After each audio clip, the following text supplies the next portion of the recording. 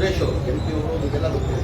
ಅವರು ಒಂಥರ ಪಂಚಾಯತ್ ಮೆಂಬರ್ ಕೆಲಸ ಮಾಡೋದು ಮಾಡ್ತಾರೆ. ಯಾರೋ ಮನೆ ಸುರೇಶ್ ಸೋತಾದ್ರೂ ಅದೇ ಥರ ಕೆಲಸ ಮಾಡ್ತಾರೆ. ಅವ್ರು ಬಂದು ನಾನು ಭಾಳ ಸರಿ ಕೇಳ್ಬೋದು, ಸರ್ ಕುಮಾರಸ್ವಾಮಿನ MLA ಆಗಿದ್ರು, ಒಂದು ಮನೆಯೂ ಕೊಟ್ಟಿಲ್ಲ, ಅವ್ರು ಮುಖ್ಯಮಂತ್ರಿ ಇರುವಾಗ ಒಂದು ಮನೆ ಕೊಟ್ಟಿಲ್ಲ. ನಾನು ಅದಕ್ಕಿಂತ ಮುಂಚೆ ಹೇಳಿದೆ, ಕುಮಾರಸ್ವಾಮಿ ಅವರು ಸಮ್ಮಿಶ್ರ ಸರ್ಕಾರದಲ್ಲಿ 1.5 ವರ್ಷ ಮುಖ್ಯಮಂತ್ರಿ ಆಗಿದ್ರು. ರಾಮನಗರ ಜಿಲ್ಲೆಗೆ ಎಷ್ಟು ಮನೆಗಳು ಕೊಟ್ಟಿದ್ದಾರೆ? ಬರೀ 690 ಮನೆ ಕೊಟ್ಟಿರೋದು. ಹಾಗಾಗಿ ನಂತರ ಕೇಳಿದ್ರು ಯಾವ್ದು ಕ್ಯಾನ್ಸಲೇಷನ್ ಆಗಿದೆ, ಆ ಥರ ಎಲ್ಲರಿಗೂ ನಾವು ಕೊಟ್ಕೊಂಡು ಬರ್ತಾ ಇದ್ದೇವೆ. ಆಮೇಲೆ ನನಗೆ ಆ ಥರ ನಿದ್ರೆ ಬಂದಿಲ್ಲ. ನಮಗೆ ಈ ಮನೆಗಳು ಬಡವರಲ್ಲಿ ಕೊಡದೆ 1 ಲಕ್ಷಕ್ಕೋಸ್ಕರ ಅದನ್ನು ಆ ಥರ ದುಡ್ಡು ತಗೊಂಡು ನಾವು ಮನೆಗಳು ಕೊಡ್ದ. ಆಮೇಲೆ ನಾವು ದುಡ್ಡು ತಗೊಂಡು ಮನೆಗಳು ಕೊಟ್ಟು ನಮ್ಮ ಕುಟುಂಬಕ್ಕೆ ಒಳ್ಳೇದಾಗ್ತದ, ನಮ್ಮ ಮಕ್ಳಿಗೆ ಒಳ್ಳೇದಾಗ್ತದ. ಗುಲಾಬಿ ಸಾಯ್ತಾರೆ ಬಡವರಿಗೆ ಒಂದು 5-10 ಸಾವಿರ ತಗೊಳ್ಳೋದ ಇದು.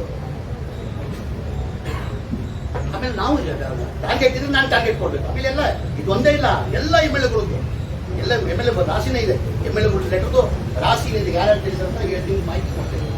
ಎಲ್ಲ MLAಗಳು BJP, JDS, ಕಾಂಗ್ರೆಸ್ ಅವ್ರು ಮನೇನೇ ಇಲ್ಲ. ನಾನು ಕ್ಯಾನ್ಸಲೇಷನ್ ಆದಾಗ ಯಾರು ಇದ್ದಾರೆ ಅಂತ ನಾವು ಕೊಟ್ಕೊಂಡು ಬರ್ತಾ ಇದ್ವಿ ಅಲ್ಲಿ.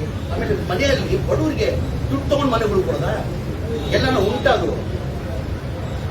ಉಂಟಾದ್ರು ಆ ಥರ ಇದ್ರೆ ಅವ್ರು ಯಾರು ಕೇರ್ ಮಾಡಿರೋ ಹೇಳಿ, ಯಾರು ತಗೊಂಡಿದ್ದಾರೆ, ಯಾರು ಇಂಥವ್ರು ತಗೊಂಡಿದ್ದಾರೆ, ಅವ್ರ ಮೇಲೆ ತುಂಬ ತಗೊಳ್ಳೋಣ. ನಾವು ಬಿಡೋಕ್ಕಾಗಲ್ಲ. ಬಡವ್ರು ಪಾಪ ಕೊಡೋದೇ 1 ಲಕ್ಷಕ್ಕೋಸ್ಕರ ಅದ್ರಲ್ಲಿ ನೀವು 5-10 ಸಾವಿರ ರೂಪಾಯಿ ತಗೊಳ್ಳೋದು ಸಾಧ್ಯ ನಾವು. ಆಮೇಲೆ ಅವ್ರು ಒಳ್ಳೇದಾಗ್ತದೆ ಬಡವ್ರು ತಗೊಂಡು. ಅದು ಒಂದು ಮನೆ ಕಟ್ಟಬೇಕಾದ್ರೆ ತಮಗೆಲ್ಲ ಗೊತ್ತಿದ್ದಂಗೆ ಕನಿಷ್ಠ 5 ಲಕ್ಷ ಬೇಕು. 1 ಲಕ್ಷ ಇಟ್ಕೋಸ್ಕರ ಮನೆ ಆಗಲ್ಲ. ಏನೋ ಒಂದು ಸರ್ಕಾರ ಗೊತ್ತಿದ್ದ ಅವ್ರ ನಂಬಿಕೆ ಮೇಲೆ ತಗೊಂಡವ್ರೆ, ಏನೋ ಒಂದು ಕೊಡ್ತಾ ಇದ್ವಿ. ಅದರಲ್ಲಿ ದುಡ್ಡು ತಗೊಳ್ಳೋದು ಕೊಡೋದು ಪ್ರಶ್ನೆನೇ ಬರಲ್ಲ.